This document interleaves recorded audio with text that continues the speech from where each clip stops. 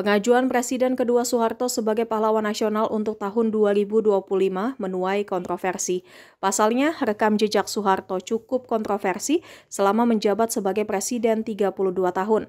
Selain Soeharto, Presiden lainnya yakni Abdurrahman Wahid alias Gus Dur juga diajukan sebagai pahlawan nasional.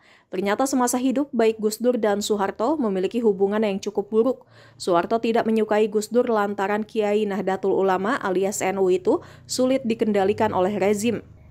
Berkali-kali Gus Dur bahkan dijegal oleh Soeharto agar tidak memiliki posisi di pengurus besar Nahdlatul Ulama alias PBNU. Dalam melawan Soeharto, ternyata Gus Dur menggandeng tokoh PDI saat itu, Megawati Soekarno Putri. Sama-sama tidak disukai penguasa, baik Gus Dur dan Megawati duet untuk melawan dominasi rezim Orde Baru, baik terhadap ormas Islam maupun partai saat itu.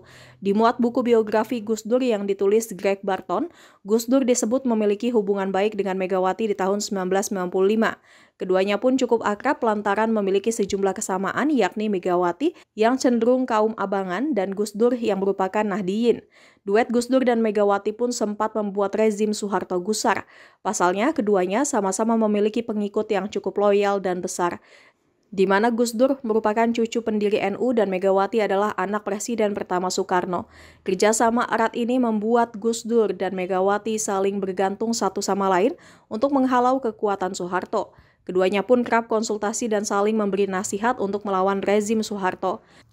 Terlebih kedekatan Gus Dur dengan intelijen militer Orde Baru menguntungkan Megawati untuk mendapatkan informasi soal Soeharto, termasuk soal upaya penjegalan Megawati yang ingin menduduki kursi ketua PDI di tahun 1994. Bahkan saat itu duet Megawati dan Gus Dur disebut oleh Jenderal Syarwan Hamid sebagai Cory Aquino dan Kardinal Jaime Sin dari Filipina. Namun hal itu dibalas Gus Dur dengan mempertanyakan siapa Ferdinand Marcos ala Indonesia. Diketahui Ferdinand Marcos dikenal sebagai pemimpin otoriter di Filipina. Puncak kedekatan Gus Dur dan Megawati dalam melawan Orde Baru terjadi di tahun 1996. Saat itu ada kegairahan antara kelompok hijau dan merah untuk bersatu melawan Soeharto. Terlebih keduanya memiliki jutaan pendukung yang dianggap cukup untuk menghalau dominasi Soeharto.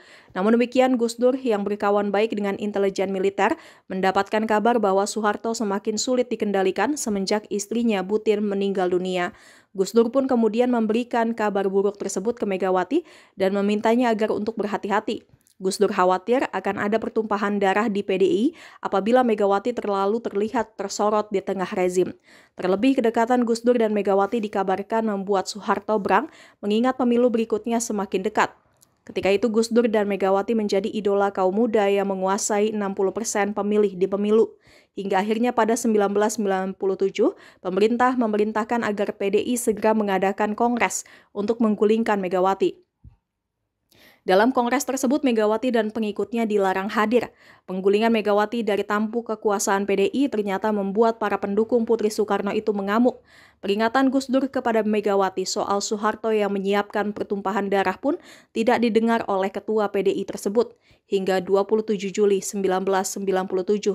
Peristiwa kuda tuli pun pecah di jalan di Penogoro Menteng dan menewaskan banyak pendukung Megawati. Peristiwa kuda tuli mengguncang psikis Gus Dur. Pimpinan PBNU itu pun memutuskan mundur satu langkah dari sikap konfrontasi terhadap Soeharto. Gus Dur pun mulai menjalin komunikasi dengan Soeharto yang disambut senyum Jenderal ABRI tersebut. Puncaknya, Gus Dur mengumumkan bahwa NU menerima kenyataan bahwa Soeharto akan menjadi presiden untuk ke-7 kalinya. Jangan lupa subscribe ya!